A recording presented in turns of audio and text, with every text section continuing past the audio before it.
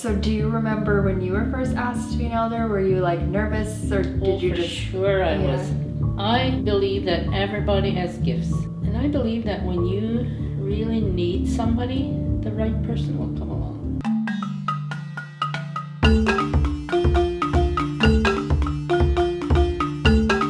What respectful thing should someone do when asking an elder to welcome, either like with an address or give a prayer? To give the sema, and then if they can't do it, they won't accept the sema. But once you accept it, then you're kind of obligated to do what they ask you. And to give them time. Don't ask at the last minute. So someone asked, we have been invited by a chief to present a gift to a council member of the Anishinaabe First Nation, and we're not Indigenous. How do you present a gift at a council meeting? You just explain what it's for. That's mainly what it is. Explain who you are, explain what it's for, and that you've been asked to do this. Be honest about like who you are and like just open. Yep. Yeah. Okay. Yeah, I find that a lot of people have questions about going about things the right way or the wrong way, and oftentimes it's because they're trying to tell instead of just share where they're coming from first. Like if someone wants to learn from an elder, they should first, like, why do you want to learn, right? Like share who you are, and then it will help them share who they are. It's always about respect. To respect yourself and the person that you're speaking with. What if you're asking an elder to give a welcome and they don't want to? They have every right to say no. Yeah. Yeah.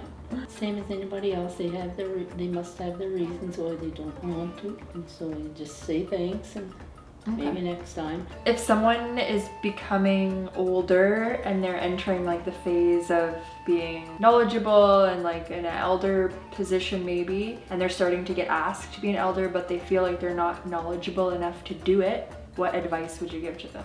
I would say if somebody asked you, they think that you are knowledgeable enough. You can be a knowledge keeper.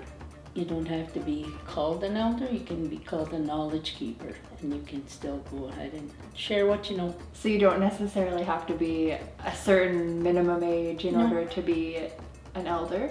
No. Just introduce yourself as a knowledge keeper. I don't really know anybody who introduces themselves as an elder. The other person does it for them if they fit the role, stereotype or the role of an elder if they're... Do you think that's because like it's so important to be like respectful and also like humble in your position in doing that? Yeah. Yeah. And it's humility, like to be humble. It's a big thing. Okay. Not to be boastful, and I don't think that's an Anishinaabe way. Right. To be boastful. So do you remember when you were first asked to be an elder? Were you like nervous, or did you for just... sure I was. Because again, I thought that I wasn't old enough or knowledgeable enough. And So what helped you overcome that? I went to see an older person, 2 older people in the community, and I asked them if they thought it was all right for me to do that. Did that make you feel more confident? Oh yeah. But it took a few years before I felt confident in being addressed as an elder. And now you like it? Well, no, it's an honor. And do you feel like a sense of responsibility too? Oh yeah, for sure. Because I always used to say, we don't have any dancers, we don't have any in Curve Lakes. We should get our own people for powwows and that kind of thing. And then when I got asked, I couldn't very well say no when I was saying we should get our own. Okay, so these are some questions from specific people. So this question's from Bobby McCoy on YouTube. Bobby asks, all of the chiefs you've met, who do you think was the greatest leader? You could also think of it like who was your favorite person and why or something. It doesn't have to be the best leader, but... I believe that everybody has gifts. There's different gifts. One person is not better than the other. They all have something to offer and something to give. So I don't really have a specific one that I would say is my favorite. I always say, I want to go and see Geronimo's grave and that kind of thing. Those are my heroes, really, the old ones that have gone before and who fought so hard. And do you think that sometimes like best leader for a certain person is different than someone else? Like the message you need to hear? Yeah, for sure. Because like I said, everybody has their way of thinking, their way of doing things. And I believe that when you really need somebody, the right person will come along. You know, the right person might say, even just a smile. A smile from somebody could lift your spirits for the day.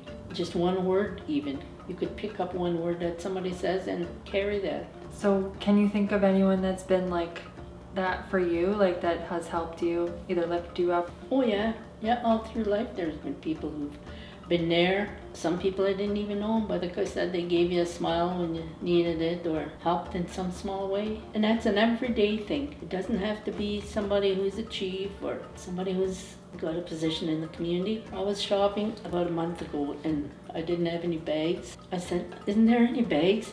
And this woman jumped over here and she said, here, I got a bag for you. I got a bag for you. She said, I got tons of them. And like that just made my day that Yeah. somebody this total stranger would come Yeah. along and do that. It's just so kind. Yeah, you never know when somebody's gonna lift Yeah. you up. Right. If you're looking for it, it'll come. So sometimes it's not necessarily like a leader or like an authoritative position. They're just like an everyday, Yeah. someone that you cross paths with. Yeah, and they could just give you a kind word and that'll lift you. And a lot of times, like, you don't want to believe your own, what's in your heart. Like, most times you already know what it is that you should be doing. You're just ignoring it. You're just ignoring it. And my name is Susie.